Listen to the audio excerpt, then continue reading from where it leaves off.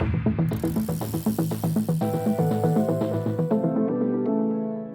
I'm Abby Mickey, women's editor at Escape Collective. Thanks so much for listening to the Tour de France daily podcasts from Escape Collective. These episodes are brought to you funded by the members of the Escape Collective, and for the tour only, you can sign up to be a member of Escape for only $1. Visit escape.com/TDF to take advantage of this limited time offer. And thanks so much for listening to this podcast.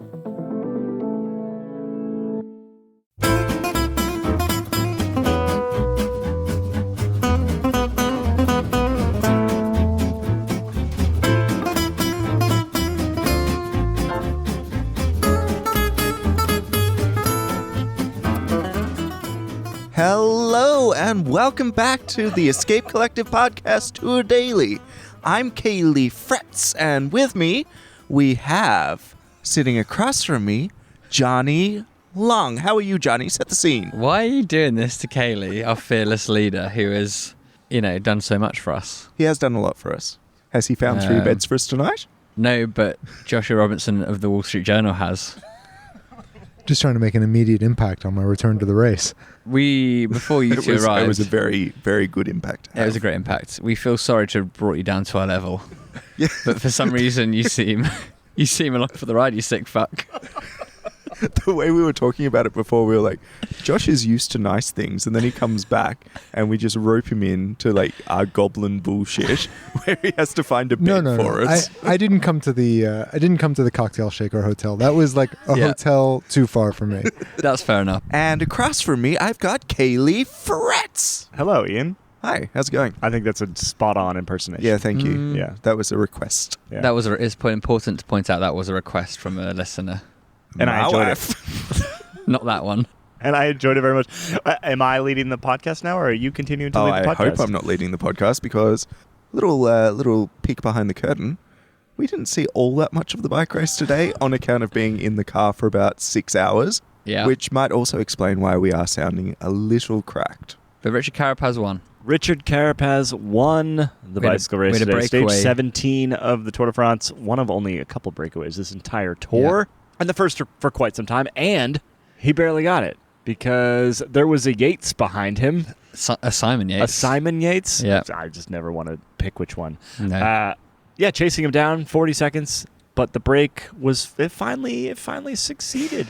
Today had a very Giro-coded feel to it. This was a Giro breakaway sort of stage, wasn't it? Where there are good climbers, they just go up the road, and then the leaders' jersey group is just like, you know what, have it. Did you guys catch the moment? It was 88K to go, where the brakes were kind of like going off the front and coming back and going off the front and coming back, and like no one was getting very far, but it seemed like the thing was finally splitting.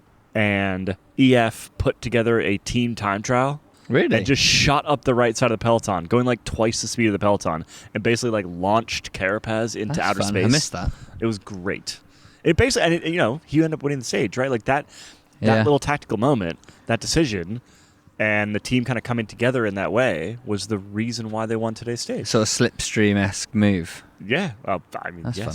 That's very topical because they used to be called Slipstream, Johnny. No, that's what I was referencing. Oh, okay. It was I thought I was out-clevering moment. you, but you out-clevered me. I mean, it's a good tour for that team now, right? I mean, Carapaz wears yellow. Carapaz wins a stage. Ben Healy has like nearly won every other stage of the whole race. I think it's good. It's good to see something stick for them because they have tried. They've been very brave breakaway boys for many, many days, and it's nice to see it pan out. Well, and as we're about to see in the next series of Netflix Unchained, if they hadn't won a stage this year, Jonathan Vaughters would probably tell us that could be the team just dead. Gone if they didn't win a stage. Gone forever. Yeah. As a random aside, a member of our Discord asked a question, which was basically, is it more valuable to win a stage or be like, somewhere between 8th and 15th on GC? Mm-hmm. And I figured that Jonathan Vaughters would actually be a pretty good person to answer that question. He probably has like actual numbers associated with those things. So I sent him a quick text message. And I actually just screenshotted the response and put it back in the Discord for everybody to read. But the basic response was, today, the stage win, much bigger deal than, an a la Zubeldia 8th on GC or something. So it is massive for these teams. And there's lots of teams that have been seeking stage wins for 3 weeks now, 2.5 weeks. and do not have them yet, largely because none of the breakaways are surviving. There are a lot of teams, good teams, that will walk away from this Tour de France with absolutely nothing. Teams that are used to winning at least a stage. I'm thinking Riders who are used to winning stuff, right? So today, 2 abandons. Sam Bennett. More than 2. Well, probably more than 2. DNFs, The two that I'm going to talk about because they're previously you have like won Tour stages. Sam Bennett and Alexei Lutsenko both out today. Yeah. Lutsenko in particular, I didn't actually see when Sam Bennett climbed off. I'm sure it was a bummer of a moment. Yeah. But Lutsenko was like in tears, which, Lutsenko's like, it's not his first tour. He's been at this a long time. And he's won a stage. And still, this is the biggest race on the planet. And it's still very emotional, I think, for these guys when they have to climb off. Yeah. He got popped. Day like today, where it's just like literally the whole day was uphill. It's just, headwind. What are you going to do? Yeah, into a headwind. Like, what are you going to do? If you don't have the legs today, I mean, he wasn't going to make time cut probably. So he had a difficult decision to make. And it's rough. Brutal, and coming so far as well. Yeah. You want to see it. If you come this far, you want to see it through really. Unless you're a sprinter like Sam Bennett or Phil Bauhaus that sees the next 3 or 4 days and is like, you know what, nah. Yeah, but I think Sam's probably the same boat. Like, he was probably would have liked to finish at this point. Yeah, you'd think so. It is not. It shows to a team. It shows to your team that you are, I mean, made of that stuff. It's a bit odd this year without having the Champs-Élysées and having Paris. We had instead of a time trial in the last stage, and so the sprinters really don't have any reason to stick around. Like normally they really do, right? The Sprinters World Championship, the Champs. But yeah, I wouldn't be surprised if we see more of them pop off. On that note, though, on the sprinters note, green jersey update. So. Penny Grimay and Jasper Philipsen were both going for green jersey points today. Philipsen definitely sort of needed them today, and it turned out that Grimay grabbed him. So, still not totally locked up. Some crazy stuff could happen. We don't want to say it's totally done, but looks really likely now that Penny Grimay is going to take Eritrea's first Tour jersey to Nice. Good stuff. Glad that Jasper Philipsen won't do that because I think it'd make him less popular. We saw a good sign on the roadside today. That was really good. No, so we split our cars today. One. Did you see it? Yeah, so today it was me and Ian in the car, and then Kay jumped in with Josh, and there was a sign we split down the middle. It was like how to sprint, and it was just an arrow going straight up, and the other one was like how Jasper Philipsen sprints, and it was like a sort of Harry Potter lightning bolt arrow, and it was just very funny. Usually the signs aren't either that imaginative. It's either Bidon with like a little hole in the middle to chug it through, or Allez Poggy. I have a question. Go for it. Why? It's kind of a rhetorical question. Why did Tadej Pogačar attack today? He didn't have to. He's winning the race by 3 minutes. And the reason I ask that is not because of course he attacked. He always attacks. There's no real question there. But if you look back over the last, really like couple decades, the leader of the Tour de France doesn't attack in this stage on almost any year Out of that I can recall. Out of spite, because he's getting questions about his 350 grand watch, the carbon monoxide, and now Moo, which he answered today, which was odd. Should we maybe explain what that is? Yeah, we are deep into that. I think we're also so tired that we saw this happening. I was like, I can't click on a Reddit thread and read all these insane things that anonymous people on the internet are saying. Yeah, the really short version of that is that there is an individual who has been posting on Twitter and the cycling news and forum, the cycling news forum, and, of all places, has been in theory providing some sort of insider info into UAE. As Pogačar said today, getting some things right and some things wrong, but it's just sort of popped up because some of the discussion is around new training methods and like internal team politics and other things like that. And the problem is it's an anonymous person, and so we're not going to repeat any of this stuff here because we have zero. This could literally just be someone getting their jollies off of making stuff up on the internet. It could be Johnny. We don't know. Could be, as Pogačar said, someone trying to be important on Twitter. Yeah. Which is a great way to describe which is also what's happening. Everyone on Twitter. Yeah. My one insight into the whole matter will be, I think we have to decide how to pronounce this person's handle. Moo. I think it's Moo, right? Because it's MOU, which is often used for Jose Mourinho. Yeah, the special one. The special one. And so this is the important one. Tadej Pogačar said at the press conference, when we find him, if we find him. He said we should all work together to find him. Let's go for it. I'm picturing a detective caper with Tadej that, he's got nothing else to do the next 4 days except win the Tour. I'm picturing us all linking arms and walking across like a field together, just looking for. Maybe this gets us back on side with Larrick and Luke.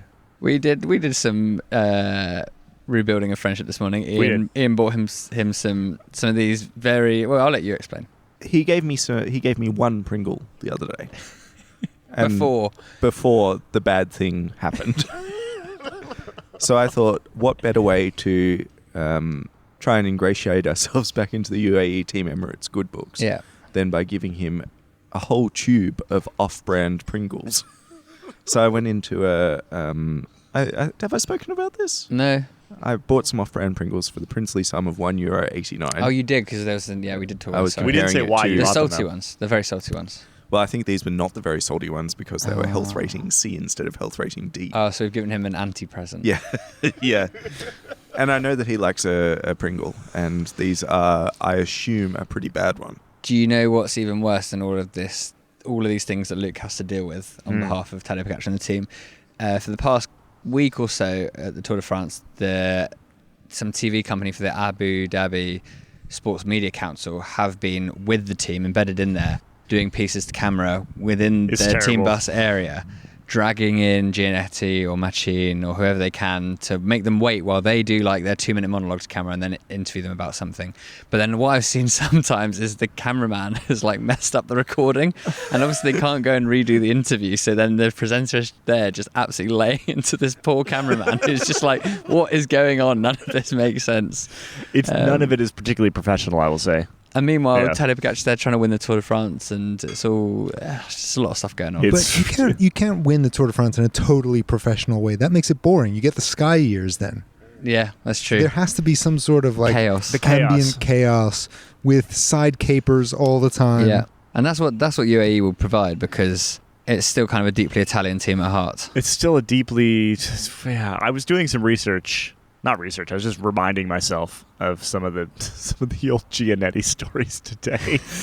It's maybe not. It's not for right now, because you could do a whole episode on it. But yeah. But if some things about the team, they really start to make sense when you see where the people that run it have come from. Don't want to say in that way, because that seems like you're alluding to something. But no, more just in the I'm talking about just like the chaos. Yeah, okay. right. Yeah, all you have to say is like, remember, if I'm not mistaken, they used to be Lampre Merida. Yeah. That's all you need to know. That's what you got to remember. And before that, there was Sonia Duval. Well, so this is the confusing. So the team was kind of at a Lampre, but the management has shifted, and Gianetti did not manage Lampre, I don't believe, but was the manager at Sonia Duval when they had all the EPO, all the seropositives in 2008. Ricardo Rico, Piepoli. And then Ricardo Rico again, although that was actually with Vacansoleil. Anyway. We don't need to get into this tonight. No, we don't need to, but can I just bring this full circle with a positive Ricardo Rico update? Yes. I did not know I was going to get that tonight, update. But that's exciting. He is now a gelati maker, which is good. That's what he was talking. So he originally said he was going to leave and become a barista, like train to become a barista. Well, the barista, the gelati is the barista of the freezer. Yeah. No, the coffee of fuck. So true. So true. Pogačar winning multiple Tours de France on Lampre Merida does make the whole thing more impressive, because Patrick Bro was interviewed by, I think, French-Belgian media, and he said that if Thibaut Pinot had been on Ineos, he would have won the Tour instead of Groupama FDJ. So we've got to think that Tadej Pogačar is basically doing the same, but actually still winning the Tour. Well, yeah, I think Groupama FDJ is a good example too, because that's a team that just replaces all sort of professionalism with French vibes. Yes, waving at the caravan to inspire waving at the caravan.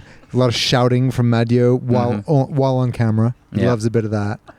And probably wine at lunch. It does sound like whether this Moo person is correct or not, some of the things that they have been talking about are verifiable, in that he's got a new coach, and there's some other things happening that have improved this year over previous years. So the team is sort of like stepping up, I guess. But there's just lots of things sort of floating around behind the scenes that make you kind of question, or not make you question, but make you, I guess, like, it becomes clearer how the individual who is clearly the greatest sort of like genetic talent that cycling has seen in a very long time manages to not win 2 tours in a row.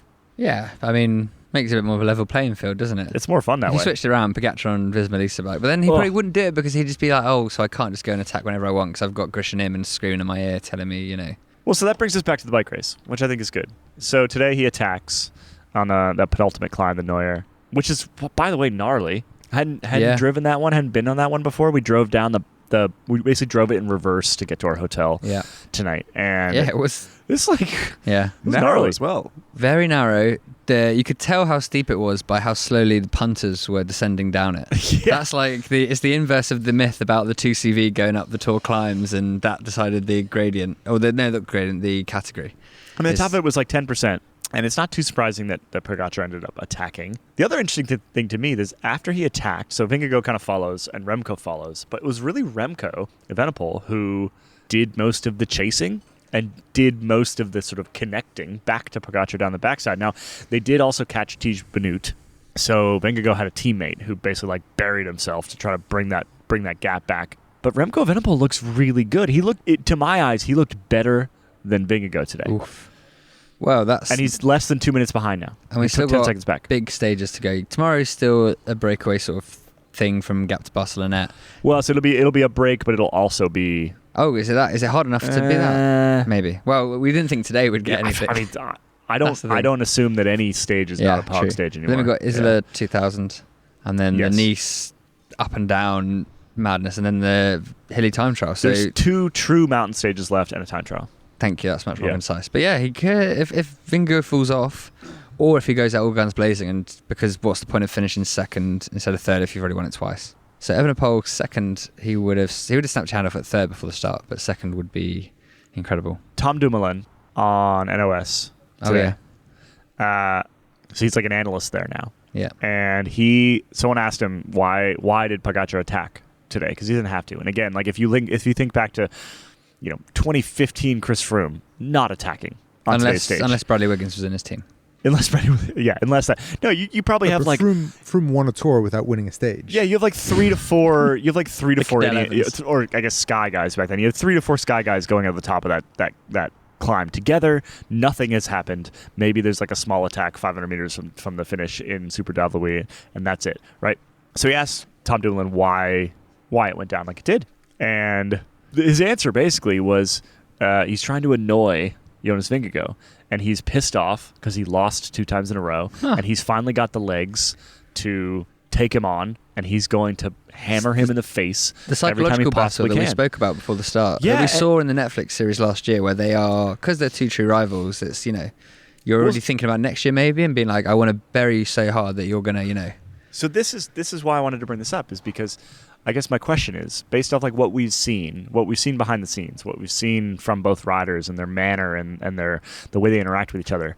There's a great photo from, it was like 2-3 years ago of the 2 of them like taking a selfie together or something. The kebab phone call. The kebab phone call. Mom, come pick us up. Right. Yeah, you want picking up in the morning, Jonas? Does that happen anymore? Because I get the sense that it's not that they don't like each other. It's that they have really turned into like quite pure rivals. And it's not Keen Vieira. It's definitely not Keen Vieira. And also Remco is now in the mix. And like Tadej and Remco have a kind of bromance going. They do. Well, and Remco and Tadej, that's a natural alliance for both of them, because Remco wants to maybe try and get over Jonas. Yeah. I mean, Pogačar didn't chase Remco today. He looked at Jonas to chase, right? I think that... Again, it's not that they dislike each other or anything like that. They didn't text about the crash. So Pogačar did not text Vingegaard. That's the exact next thing I was going to go to. So we didn't. I mean, we kind of mentioned this, I think, maybe briefly at the beginning of the race, but in the opening press conference of the tour, somebody asked. I think they asked Jonas, right, whether Pogačar had texted him. Yeah, that was it. And Jonas didn't get a text off him. And Jonas said no. So basically, the question was, did Pogačar text you after your horrible crash at the Basque Country, where you nearly died? And the answer was no, which I thought was interesting. Also a bit rude. And a bit rude. Well, I don't want to. You don't have to. People shouldn't feel pressured into texting anyone at any time whatsoever. No, but even if my worst enemy, writing enemy, who is that? I don't know. Oh, that's a good question. We'll save that for after dark. But if I had a writing enemy, and they snapped their fingers off, then I'd probably be like, oh, sorry to hear that. Would you? You wouldn't expect a text back though. Maybe they could do a voice to text. Voice to text. I don't know. Well, anyway. I'm happy they're not all buddy because that was getting a bit long, wasn't it? Like, it's a handshake. Oh, it's, you know what? It's so nice how sport is just so great. Like handshake like after the late crash. fed Nadal was too much. Yeah, not Gross. It's like football. It's all kind of they're all swirling. It's all kind of swirling just in the last couple days, right? We had early in this tour where no one really knew what to make of it, and wasn't really sure where either of these guys would currently standing. And now we've got this very clear picture of, okay, Pogačar's probably the best. Vingegaard is barely hanging on, but also it's incredible he's even here. Yeah. And Remco's kind of ascendant, right? Now that we've got this clear picture of like the bike race, the other things around it have started to kind of rise, right? And we've got this Moo thing, and we've got this. There was a list posted on Twitter of all the weird stuff that's happened this tour, and it's while the racing's been good, there's been so much weird things and Magnus Cort with the blue mustache isn't even like the top 10 of the weird things that have happened in the race. Do you remember the whole thing when they were talking about their balls for a daily news cycle? That was weird. That was Remco's fault, though. That was Remco's fault. The one thing I'll say is that Vingo may be looking at Pogačar and be like, oh God, like you're absolutely like crushing me. This is depressing. Imagine being every other rider, maybe apart from Remco in the peloton, who can't outclimb or outrace a Jonas Vingegaard who was like in hospital for a week 3 months ago. Yeah. Like Jonas Vingegaard is apparently very good at recovering. That's the team's line of what they're saying for the reason for the insane comeback. But so it must be tough. On that note, I spoke with Jack Haig after the finish today, and he was one of the riders that was sort of trying to get in the break all day, right? And I just wanted to get a sense for what a day like today is like. So let's just hear from Jack. And by the way, we just released another episode of the Rest Day with Jack Haig. He chatted with I think it was Masseuse Nick over the Rest Day. Huh? Not Masseuse. Masseuse. Okay, phew. Thought we'd uncovered the mole there for a second. Not Masseuse. No. Okay. It's a really interesting chat. It's sort of like how the staff kind of keep these like riders kind of patched together right throughout the 3 weeks. Anyway, go check that out. The Rest Day. Look for it wherever you get your pods, and let's hear from Jack after today's stage. Talk me through it from the start, because it was adventurous from the start. Yeah, so from the start we had like 30 kilometers of pretty heavy wind, actually. Almost probably the most dangerous wind of the whole race that we've had. And there was a few little splits going on, people getting a little bit nervous, but being at the start, nothing really happened, and a couple of the GC guys kind of blocked the road a little bit there, which was nice. And then we just continued to attack each other for about 100 kilometers after that. And it kind of got to the point where everyone was so tired that they had just enough to get separation, but not enough to actually get and build a gap. Do anything. So groups would get like 100 meters and someone would be out of bridge, and then we'd reset. And then the same thing would happen. And I think just eventually everyone just gave up, and there was about a group of, I think, 30 or 40 guys just went up the road, and we were lucky that we had myself, Mate, and Wout in there. Mm-hmm. And then Mate was able to wait for Santi on the climb out of Gap, and then I waited for Santi at the top of the second last climb, did the downhill for him, and then went to the finish. But when I was waiting at the top, I obviously saw Pogačar, Jonas, and Remco come past me, which is... Not tempted to just jump on that? I don't think I could have made it, to be honest. I spent about maybe like 2 or 3 minutes basically standing still at the top of the climb, and I don't think I could have got on the wheel even if I tried. But no, it was all right. How do you kind of deal with the middle bit, all the attacks? Like, you kind of know... When did you realize nothing was going anywhere? So at the beginning, I sort of identified a couple of riders. I knew Jai Henley and Bora were trying to get in the break. Then also, obviously, EF. So then I tried to follow a couple of them. Then after a while, I was like, just take a bit of a rest, come back to the group, eat, drink a little bit, and then you just sort of just roll the dice, basically. And you take a 5-minute rest, then you come to the front.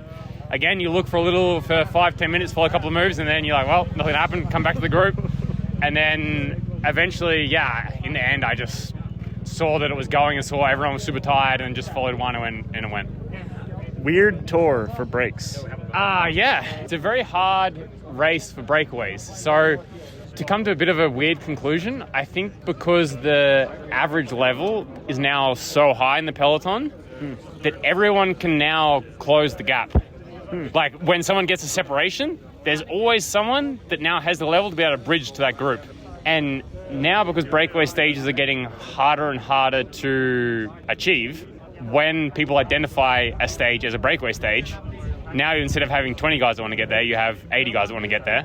And now instead of having 20 guys of which maybe 10 are really good bike riders. Now you have 80 guys of which 60 are really good bike riders. So it gets harder to form. Is there like a cultural thing coming from the top? And from the top, I mean like, you know, like FISMA and UAE basically? Because it seems like they don't want anything to go either. But I also wouldn't want anything to go if I had Pogačar's legs and I could win all the time. Winning's pretty fun. I haven't done it in a while, but if I like Pogačar, I reckon he likes it. Yeah. But does that like filter down? Does that sort of, are people just like, screw it, like, you're going to chase me down anyway? So sometimes, I think you see that now on even sprint stages. Yeah. Like, no one goes in the breakaway in a sprint stage anymore because everyone knows that there's not really any point. Yeah. So, I don't know, it's going to be interesting to see how it develops. I think maybe this year, at the Tour in particular, is probably the race that we've seen that unfold the most. And it'll be interesting to see how that unfolds in the future. You guys saw Ralph Denk today? Yeah, it was during our horrible long drive down from the mountain to Embrun. More Embrun chatting after dark because me and Ian weren't necessarily sure where we were when we arrived at our hotel this evening. But yeah, we saw Ralph Denk. There were lots of fans riding down the mountain. We were queuing down the cars, so they're like sort of whizzing past the window. And before we'd seen someone in full Red Bull Bora Hansgrohe kit, and so we're appreciating that because it's always fun when you come to the tour and you see people like not just wearing boring black kit and, you know, repping whoever they like. So saw the Red Bull Bora Hansgrohe guy coming towards us out of a queuing T-junction. So I looked out the window and sort of made like a surprised face, just like trying to make the boredom go away. And then realised too late that I was putting a stupid face at Ralph Denk, the boss of Red Bull Bora Hansgrohe, who looked at me with equal bouts of like sort of shame and, I don't know, pity. Disdain? A bit of disdain in there as well. Concern? And concern, probably. I'd hope that there would be concern. I was concerned for us. We were, as we've mentioned, we were in the car for a long time today. We were. You guys were really, and we didn't have you to rein us back. Joshua and I had a fantastic day. Yeah, I believe that and the you two guys adults were had a nice like time. no more than 20 meters away from us the entire day, and yet had a terrible It's time. like no, it was okay. We had a great time. I think we just lacked an adult in the room. It's like if you left a kid with a box of 4 cornettos and they would eat all 4 instead of like saving 3 for later. Honestly, in the movie of today, the clips would not look more different as you cut between the two cars. I mean, believe it or not, I don't know why I had set the radio to this, but it stayed set on this all day. Classical music. So we were just having the best I day. was playing so many bad tunes for Ian that he had to suffer through. We were had in the our most Brat civilized day in the car. We were listening to Brat. We listened to Brat. Have you listened to Brat? No. No, but did you know that French radio plays the Nutcracker in July for some reason? No. But now I'm full of regret. We've been educated.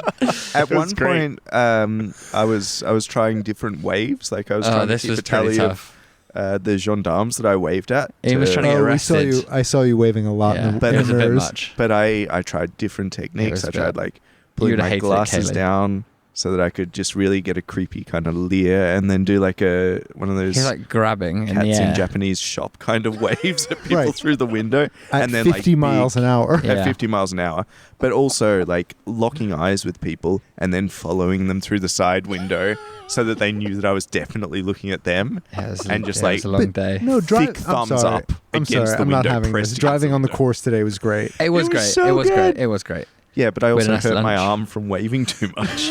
You have no one to blame but yourself. I think we also had just too much sugar and crisps and stuff. It was literally like you left the children alone for the day, and we did not. You know, like when your parents would test, like see if you could like walk home from school on your own, like go to the shop on your own. It's like a test of independence. Like we had that test today, and I'm not sure if we passed. during the evacuation, we were waiting up at the top of the mountain for a time when we were all allowed to leave in a big convoy. Yeah. And I opened and ate the entire big bag of chips that we had in the back So of the car quickly. before we even left. Before the convoy We're talking even about started Pogačar's moving. climbing records. This lad needs testing. Too much sodium. What does Moo have to say about that? Yeah. In the other car, we wrote and filed stories while we were parked. I did interviews for my stories. Yeah. You did. Ian did work on the mountain. I was driving. I'll say that. Did Yeah. you manage to file while driving, Josh? Well, I we would never. stopped. Sorry. Yes. The reason why we were late is we stopped for 10 minutes so he could write and See, that's File. This that's is a difference. Professionalism. Yeah. Yeah. I need to have a I wrote look mine at myself. all the way down. Yeah. Yeah. Stomach turning stuff. I love Well, like yeah. If you've driving, eaten a bag of crisps.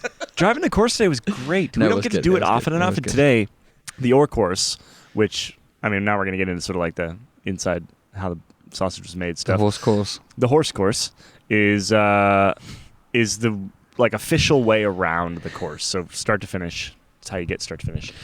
And Yeah. normally It's down a pretty highway, good. yeah. It's like down a highway. You get there pretty fast. It's fine.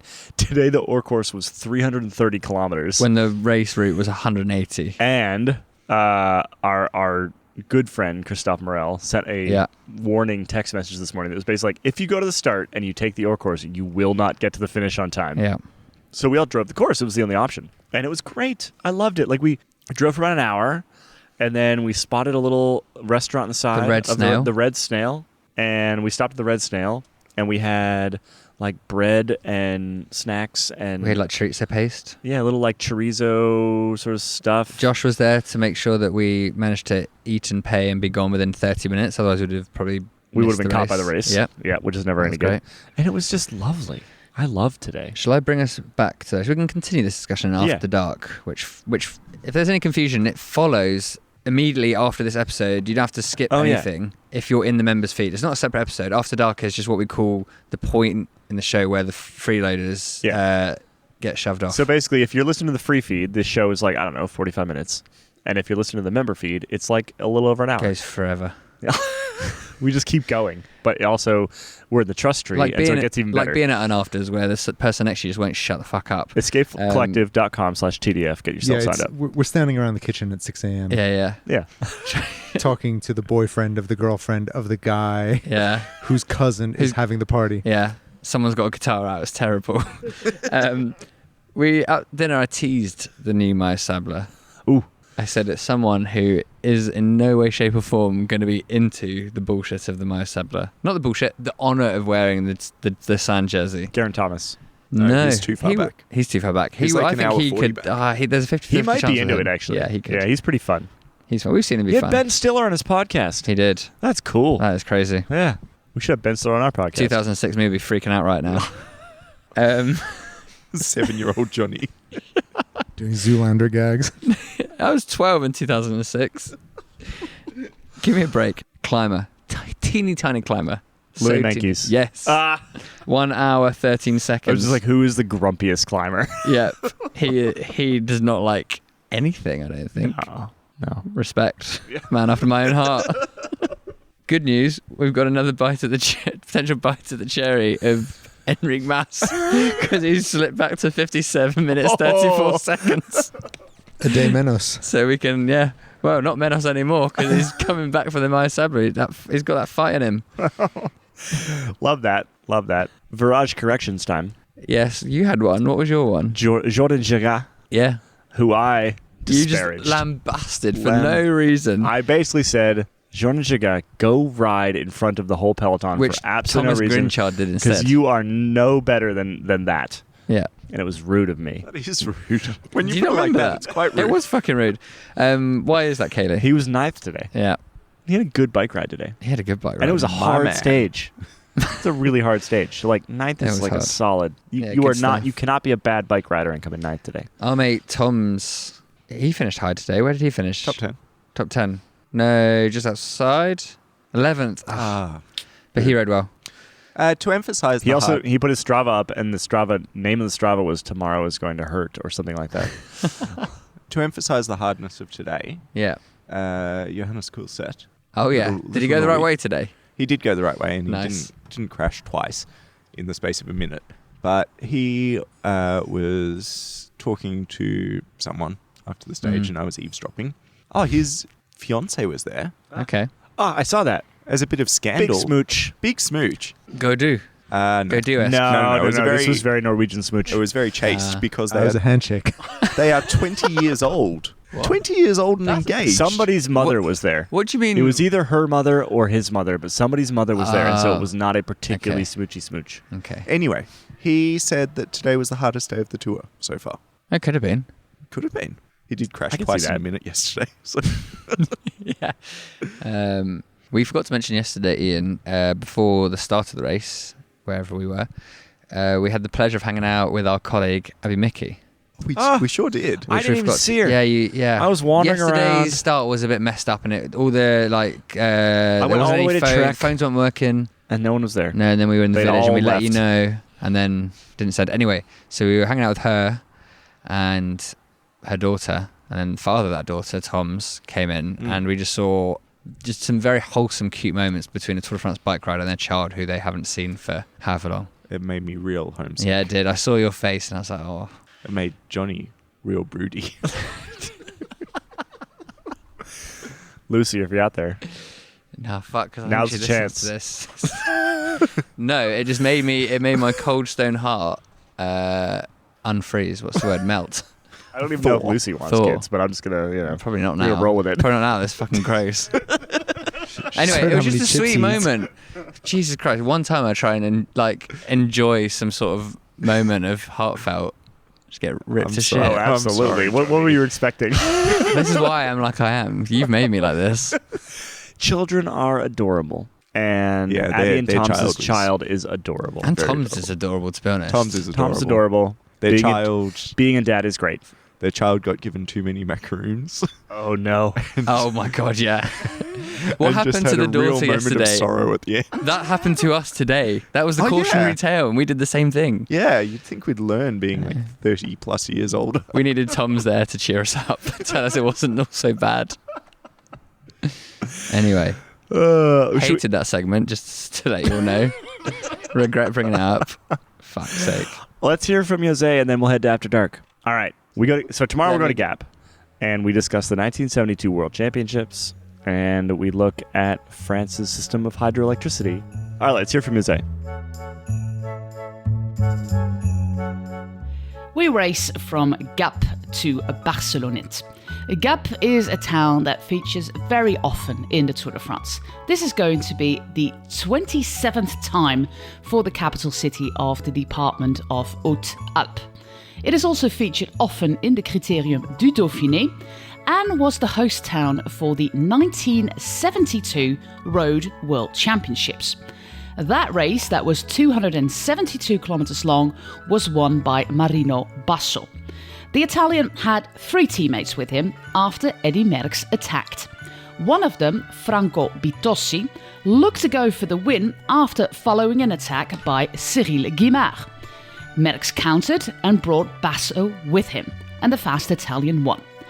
On his palmares, we also find 6 Tour de France stage wins, 6 in the Vuelta, and no less than 15 in the Giro. Basso is not related to Ifan Basso, Wikipedia teaches me, but his brother founded a bike brand, Basso Bikes. To complete the story, the women's race in Gap was a whopping 60.5 kilometers long and was won by French rider Geneviève Gambillon. She was the first French road world champion, and she repeated this 2 years later in Montreal, in Canada. Along the course, we pass the Lac de Serre-Ponçon. This is a man-made reservoir to generate electricity for around 300,000 people. It's a dam in the river Durance that was built there because the river had caused catastrophic floods halfway through the 19th century. The first plans to build a dam were already made at the end of the 19th century, but were only completed in 1955. 2 villages had to go, and 1,500 people had to move. If the water level is low, and sadly it quite often is in recent years, you can still see one of the villages. The Saint-Michel Chapel of Savines, the other village, is always visible on a little island in the lake. They rebuilt the entire village of Savines on the shores of the lake. The Lac de Serre-Ponçon is one of the biggest reservoirs in Europe.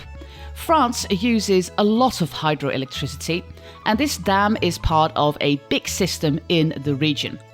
Throughout this 250-kilometer long channel, 15 hydropower plants successively turbine the water.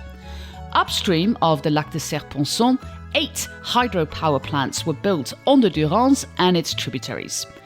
With the plants of the Verdon, which is a tributary of the Durance, the entire hydroelectricity chain of the Durance-Verdon has 32 plants, and this assembly generates 10% of France's total hydroelectric power. Next to hydroelectricity, France relies heavily on nuclear power plants. It has got 56 now, and plans to build more shortly. It all depends on the political situation, but the plans are there. Many of the current plants, however, are over 40 years old and need maintenance. Corrosion is a big problem, and since many of these plants are copies of the other, a problem in one means a problem in many. Another big issue is cooling. And due to climate change, the water levels in the rivers that are needed to cool the reactors is too low in summertime, and that is exactly when air cons run at full speed. A third reason maintenance is behind schedule is strikes by French workers. Renewable energy is becoming more and more important in France. Hydroelectricity is one of them, but you also see many more windmills and especially solar parks in the French landscape recently.